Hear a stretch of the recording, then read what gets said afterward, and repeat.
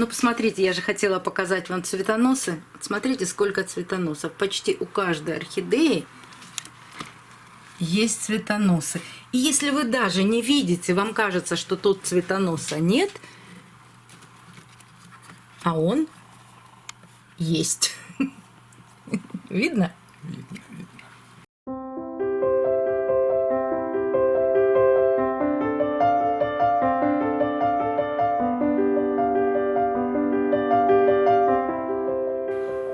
Добрый день, друзья! В последнее время вы очень много мне задаете вопросов, почему я не рассказываю про большой стеллаж, где я орхидеи поливаю жидким аминосилом. В прошлых видео я сказала, почему я его не показываю. Не потому, что здесь нет цветения, а потому что я решила немножко переоборудовать этот стеллаж. Каким образом? У меня много орхидей, у которых пересадка была более 5 лет назад. Конечно, они вырастают. И большие воздушные корни, и сами стволы высоко поднимаются над грунтом. Поэтому я делала с осени и почти всю зиму очень много пересадок. И решила, что на этот стеллаж, где я применяю аминосил, я буду ставить орхидеи, которые уже пересажены. А пересаживаю я их сейчас в грунт керамзит плюс кора. И вы сейчас вот можете здесь увидеть, что основная часть орхидей посажена в керамзит, в кору, но еще не все.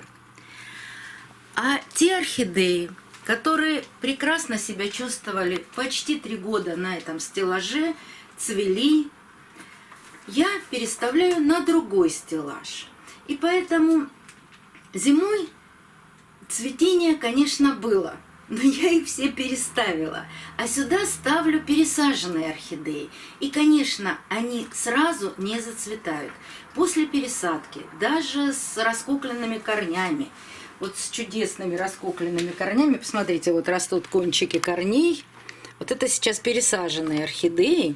И у них тоже раскукленные корни. Но все равно орхидея испытывает стресс. Пусть он небольшой, но это стресс. И не все орхидеи после пересадки сразу зацветают. Поэтому стеллаж меняется.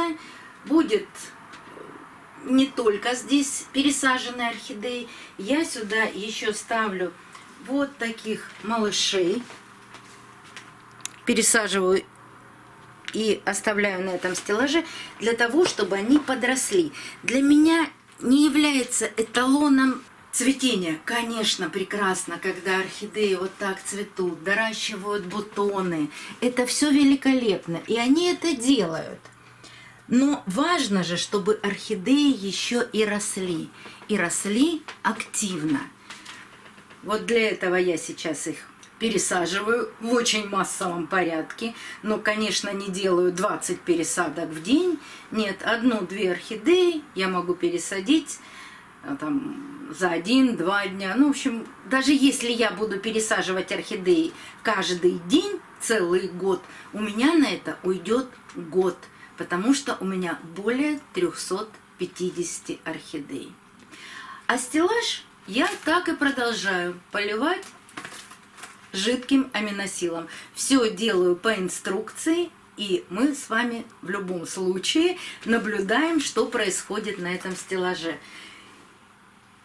И так как я занималась этим зимой и весной, вот сейчас летом какие-то орхидеи взрослые я отсюда убрала. В прошлом видео наверху другого стеллажа вам показала их цветение.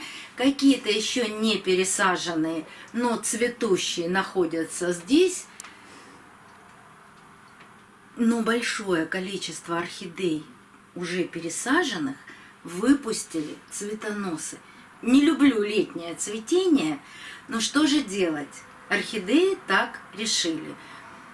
Пусть цветут, я продолжаю пересадки, продолжаю обновлять им грунт, но летнее цветение, оно всегда не такое яркое, как зимнее. меньше бутонов, ну потому что наступает жаркое время года. А как мы с вами знаем, ну если на их родине 25 градусов это для них много, то у нас в Ростовской области очень жарко, и орхидеи, несмотря на сплит-системы, это чувствуют. Поэтому бутончиков будет меньше, цветение будет короткое. Посмотрим, какое будет зимнее цветение. Хотела показать вам одну орхидею, которая находится у меня наверху. Сейчас я достану и вам покажу. Она еще не пересажена. Если есть постоянные зрители моего канала, то вспомнят наверняка эту орхидею. Это орхидея Андора. Она находится на этом стеллаже по причине того, что у нее было какое-то непонятное для меня заболевание. То есть у нее на стволе были черные полосы, и я их еще в первом видео назвала жаберная болезнь. И эта орхидея находилась все эти 2,5 года на этом стеллаже. Она сбросила все старые листья, на которых было это заболевание. Причем эти полосы я обработала неразбавленным Максимом. И вот сейчас она цветет. Смотрите, продолжает наращивать бутоны. Вот этот вчера раскрылся. Есть еще один бутончик. То есть она здорова. После цветения требует пересадки. И, конечно, она будет поставлена на другой стеллаж. Потому что все, что с ней происходило, закончилось. И она не требует такого ухода, как маленькие орхидеи, как какие-то орхидеи, которые недавно пересажены. Поэтому я ее отсюда уберу, она будет расти на другом стеллаже. Ну, посмотрите, я же хотела показать вам цветоносы. Смотрите, сколько цветоносов. Почти у каждой орхидеи есть цветоносы. И если вы даже не видите, вам кажется, что тут цветоноса нет, а он есть. Видно? Видно. Да, они на каждом практически. На каждом. Они просто еще вот где-то совсем маленькие цветоносы. Меня радует, когда орхидея азиатский коралл, например, она отцвела, было всего 5 цветов, но у нее всего 2 листа. Мне хотелось бы ее сейчас пересадить, но она выпускает листик. И это как раз время для ее пересадки. А вот еще, смотри, тоже, ну вот крошечный цветонос. Где-то цветоносы уже более крупные. Вот там. Вот смотри, бабочка. Бабочка и пилор, они у меня посажены вместе. Вот тоже и у той, и у другой орхидеи есть по цветоносу, но эта орхидея требует скорейшей пересадки. Вот бабочка доращивает бутоны. Еще и цветет, но при распуске новых бутонов старые цветы она начинает сбрасывать. А где-то пробудилась почка после цветения. Вот она. Здесь тоже цветонос. А на нижней полке там вообще все цветы с цветоносами. Что-то уже распускается. Но везде есть цветоносы. На каждой орхидее есть цветонос. Поэтому будем ждать цветения, будем наблюдать. И пересаживать. Да, и продолжать пересадки. Вот здесь половина пересажена, половина еще нет. И поэтому после цветения опять начну пересаживать орхидеи. Кстати, вот он, Сюма. Он тут рядышком. Ось висунутим языком. Да. То. И лежит, ничего не комментирует. Я вам сейчас чаще рассказываю про гранулированный аминосил. И одна из орхидей Дендробиум нобели, опять прекрасно цветет. В следующий раз обязательно покажу. Мне очень нравится это цветение. И гранулированный аминосил я использую только для бульбовых орхидей. Хотя можно и в фаленопсисы тоже добавлять гранулы. В керамзит, если у вас растут орхидеи в чистом керамзите, не имеет смысла. А вот если керамзит с корой, то можно.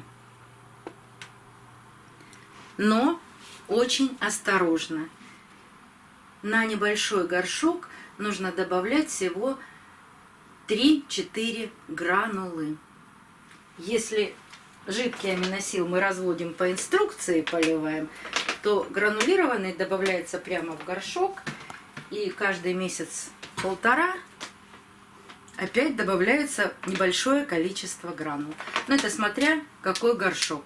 Если горшок 1,6, по-моему, это литра, или 1,4. Сюда нужно 3 гранулки. А если маленький горшочек, например, 0,7, здесь достаточно 1 гранулы. Не забывайте об этом и не кладите этот аминосил на корни фаленопсиса. Дождемся цветения, посмотрим, что получится из летнего цветения, но фейерверка цветения я не жду. Но буду продолжать этот эксперимент. До новых встреч, друзья! Увидимся на канале.